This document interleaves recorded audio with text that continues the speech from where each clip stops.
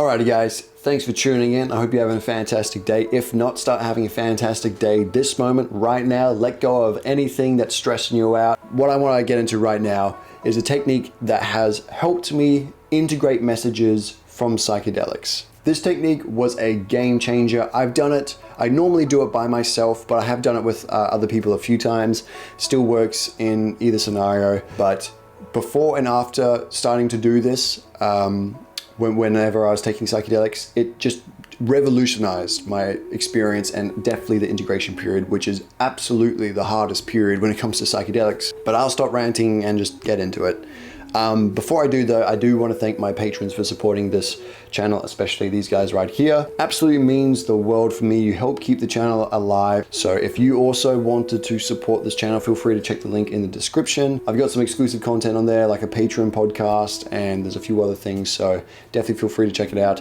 But otherwise, guys, let's do this. So one integration technique that I heard from a lot of people was to journal. I heard some people would say journal, just before, set your intentions, and then write out the messages you received during your trip. But for me, the most profound messages from psychedelics come when I'm either on a high dose or, I'm kind of really getting lost in the rabbit hole while meditating.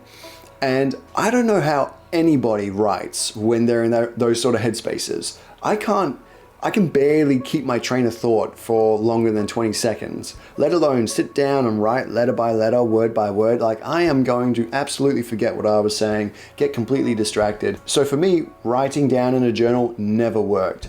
I did see a technique by Adeptus Psychonautica. He made a great video about integration actually, and he talked about doing a journal after the fact. I thought that was a very good technique because if you write, let's say for at least a month after you trip, you remember the message you had during your trip, write down the message, and then the day after you live your day just as you normally would, and then you kind of look at your journal again, remind yourself of the message that you received during the trip, and ask yourself, have I integrated that in my day-to-day? Let's say it told you something very simple and probably not what you receive in psychedelics, but just for the sake of an example, let's say it told you you should be less angry in your day-to-day life. And then you're like, okay, I'll write that down. I should be less angry in my day-to-day life. And then you're driving to work, somebody cuts you off, classic example, and you're just swearing at them like crazy. Get home, write what happened today, remind yourself of the message, and then, you can be like, okay, well, there was this point where I felt angry and I let it go. But then this guy cut me off and I exploded. That's something I can try and improve on tomorrow. You're doing that every day for a couple of months, that message is going to have a strong chance of being integrated at least to some degree. So I think that's a fantastic technique, but the issue is, how do we get to the point where we have a message that we can trust enough to integrate, one that we can write down in our journal and treat as the gospel? Because it's not always the case that you're going to receive such a simple message, especially if you are doing a high dose of some kind of psychedelic, or you're meditating or something like that. The message you receive can be quite just not something that you would receive when you're sober. It's something that's a few levels above where you are at in your sober reality. So for one, remembering that message is hard enough, but trusting the message is also challenging. Knowing that it's right. Like I did my live DMT trip with Sarush, my friend, a couple of videos ago, and he's talking about how you don't have to fear anything, you don't have to fear the unknown, you can just act on your pure desire, go after what you want. And then after that, the week after, he was doubting that message. But luckily he did this technique, so he had something to help him, remind him of where he was at, as well as, the fact that there's probably a whole bunch of other stuff that, a whole bunch of other epiphanies he was having that he probably forgot about and was reminded with this. Because the technique it's nothing crazy. It's just doing a video journal while you trip, which sounds kind of awkward, maybe, if that's something that you normally don't do. Certainly for me, it was awkward starting it off. That's why I've normally done it by myself, because it was just like this awkward thing that I was kind of embarrassed to do around other people. So when I do it with other people, I normally wouldn't talk to the camera as much as just talk to my friend, whoever is with me, and just film us. The reason why this was such a game changer for me is because For one, there were lots of epiphanies I was having that I would have completely forgotten about if I wasn't filming it. So I would meditate and then I would, see some crazy stuff, and I would like be told some insane stuff by that very weird, inner voice that kind of turns into something else when you take psychedelics. I'd be told, all sorts of awesome stuff that would absolutely resonate with me, would absolutely feel real. I'd open my eyes and talk to the camera. What did I just see? What did I just learn? What was I just told? And I would share it all with the camera. The next day, I would watch that footage back. Half the stuff that I was talking about, I had completely forgotten. I'd probably forgot 5 minutes after it happened. It was so useful for me to be able to actually remember half the stuff that I was experiencing on trips. We forget so much. We don't realize that we forget so much. And for me, this was like reading books. Like, it was teaching me stuff. Like, there were insane info downloads that I was having. I'm not saying, I can't verify much of it, but at least it was teaching me the way that we think on psychedelics. It was fascinating for me, absolutely fascinating. But on top of that, it also helped me remember the logic behind the things that I was learning and the messages I was receiving. Because sometimes I would remember a certain message that I received while I was tripping, but I wouldn't understand the logic behind it. That's why when you're doing this technique, it's really important to remember that just because you've got clear access to this headspace in the moment, you're going to lose that once you're sober. So if you're in touch with the psychedelic message that says everything's always okay, you don't have to worry about achieving anything. Everything is okay. You can let go of the stress and the fear and your ego. All of it is just inflicting pain, and you're holding on to it because it's telling you to hold on so that you can stop being in pain. You can tell that this is a psychedelic message I've gotten in the past. But let's say you receive it and you are totally in touch with it, totally resonating with that message. You're like, yep, you're right. I don't know why I've been holding on to this stuff for so long. You let it go. And then you just say to your video journal, you don't have to be afraid anymore. It's totally okay. Don't stress. Your life is going to change now. Everything's okay. You don't have to hold on to the stuff that you've been fearing anymore.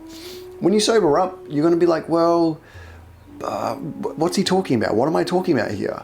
Like, I have, exams that are due shortly. Like, I should be stressing the fuck out. Like, I got to stop tripping so much.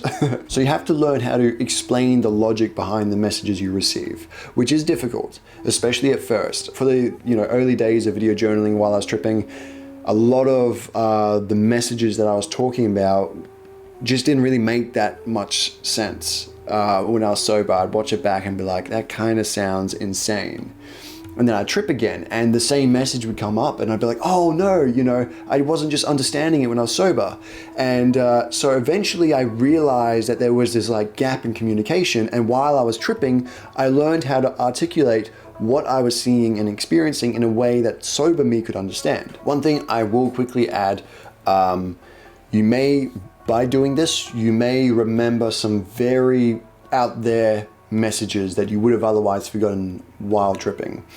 And it's still important that you resonate with the messages when you're sober as well, because psychedelic you and sober you are two very different people. And although I do think if you feel that what you were experiencing while you were tripping, or the message that you were receiving while you were tripping, if you feel that that is some kind of truth, it's definitely something to pursue in your life. But you have to respect that you are somebody who's not in the psychedelic state constantly, and to fully immerse yourself in that headspace may actually do more damage to you.